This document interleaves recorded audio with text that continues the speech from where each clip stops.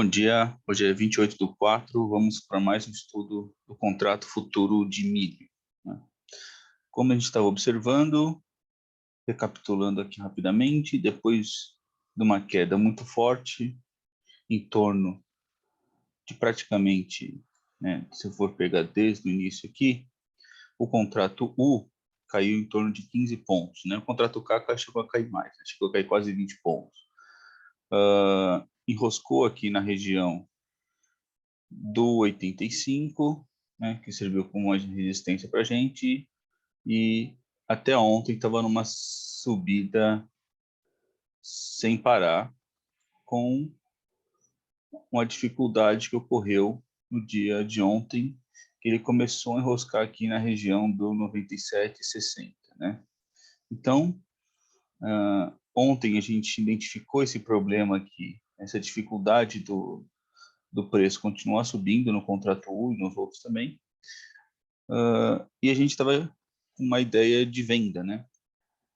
A gente estava com um viés um pouco autista, porque a gente identificou algumas falhas, né? Nessa tentativa de rompimento do 97, do 97 e 60, né? Então, aqui no tempo de 20 minutos, fica um pouco mais nítido que o preço tentou algumas vezes esse rompimento e teve falhas, né? Qual que era a nossa estratégia pela manhã? Era aguardar um rompimento no 96, um rompimento no 96 e tentar aproveitar aqui essa queda, imaginando que se rompesse, o mercado ia descer bastante. O que aconteceu é que houve uma absorção muito forte no 96 e logo em seguida o mercado estabilizou e ainda pela manhã, a gente observou algumas ordens até relativamente grandes aqui, e o mercado parecia que ia querer reagir, né? Isso ele estava acompanhado com a manhã em que o dólar também, deixa eu ver se a gente tem aqui, pela manhã que o dólar também estava subindo, né? No período da manhã, mas não houve essa continuidade do movimento. Então o mercado voltou a descer, e em torno das 2, 3 horas, né, ele começou a ficar bem devagarzinho aqui, e eu pensei na seguinte estratégia, né? Lá fora o mercado estava subindo com bastante força, e aqui estava subindo bem devagarzinho, né? Então o que que eu fiz? Eu deixei uma ordem aqui no 97, esperando o mercado bater aqui no 97 para depois descer, né? Infelizmente, eu não consegui entrar na operação, porque o mercado não chegou no meu preço aqui. Ele acabou descendo com tudo, inclusive no after, né? No after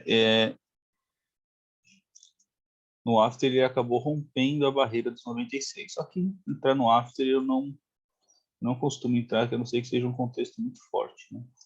Então, apesar desse rompimento aqui, eu não entrei na operação, e agora hoje eu vou aguardar, né? Se tem algum pivô, algum pullback para a gente aproveitar essa queda aqui, né?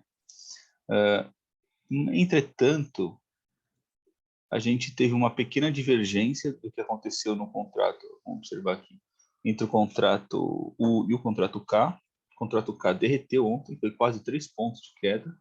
Então, o spread entre os dois, esse tem aqui, o contrato U, o spread entre os dois passou de 2 e pouquinho e chegou até 3,60 de spread entre o U e o K.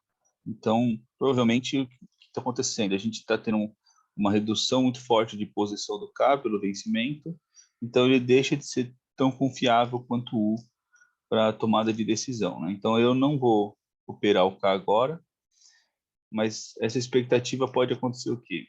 O contrato K pode dar um indicativo do que o U vai continuar descendo, ou o U pode trazer o K de volta, né? Então, ainda está esse ponto de indefinição. O dólar, olha só,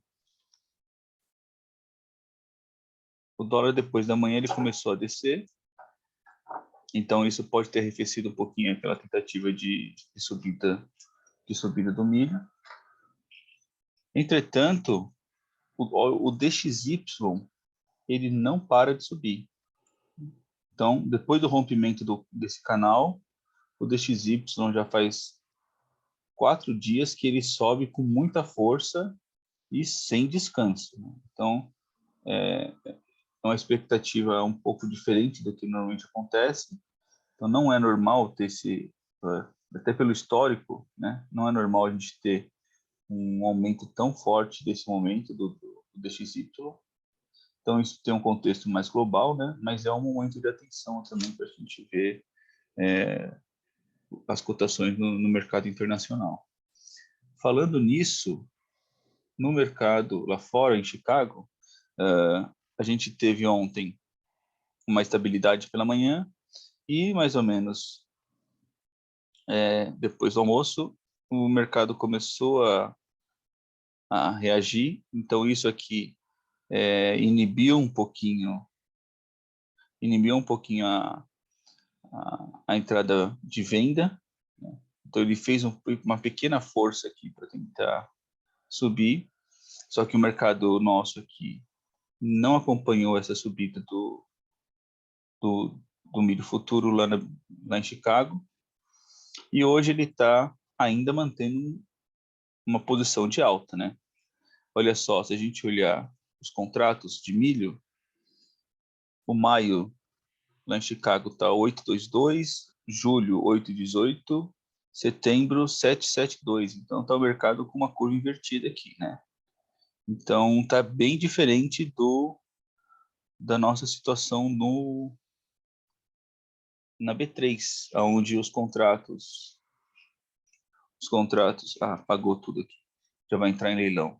Os contratos mais longos, né, eles estão mais caros, então tem uma inversão da curva lá em Chicago, né? Então, provavelmente a gente agora vai começar a ter uma disparidade dessas relações entre o Chicago e o mercado nacional, né?